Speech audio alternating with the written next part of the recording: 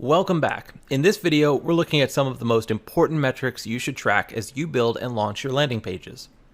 The three metrics that I'm going to focus on are conversion rate, customer acquisition cost, and customer lifetime value.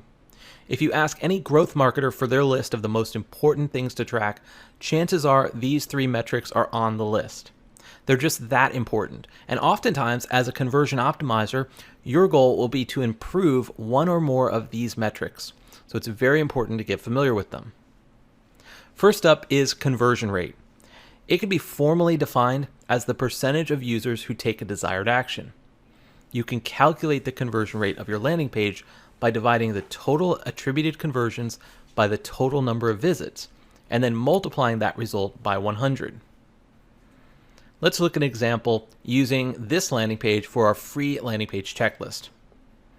If we had 25 people opt in to receive the checklist out of 100 total visits to the page, then if we plug those numbers into the formula, our conversion rate would be 25%.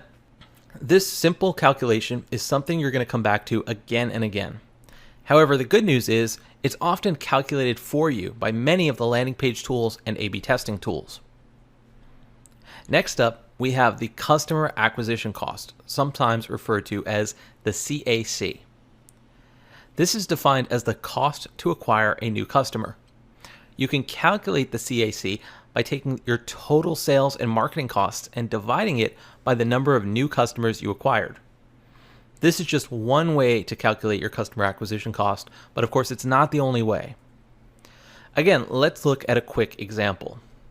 This is a metal flip clock from Victrola. It costs $49.99. Let's assume that Victrola spent $2,000 on ads, and through that campaign they acquired 150 customers who bought the clock. If we run the numbers, we'll see that this comes out to a customer acquisition cost of $13.33. Not bad for a clock that costs $49.99. Lastly, let's look at the customer lifetime value, or CLV. This is a prediction of the net profit attributed to the entire future relationship with a customer. You can calculate it by taking the annual revenue per customer and multiplying it by the average customer relationship length in years, and then subtracting the customer acquisition cost. It sounds complicated, but it really isn't. For an example, we're looking at a popular calendar app from a company called AnyDo.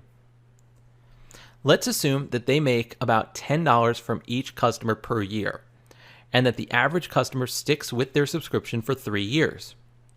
If we also assume that the cost to acquire that customer is just $8, then when we run the numbers through the formula, we'll see that the customer lifetime value is $22. And of course, this is just an example, just like the previous ones, and these numbers are just a guess. This is a very useful number though, because it can help you see just how valuable a single customer can be over time. Okay, so there you have it. If you focus on those three metrics, conversion rate, customer acquisition cost, and customer lifetime value, as you continue to optimize your landing pages, you'll be in great shape to optimize what matters most. And you'll also be able to measure your results in a way that's meaningful to your overall business goals. Up next, we're going to get even more specific and look at how we can optimize forms on your landing pages. I'll see you there.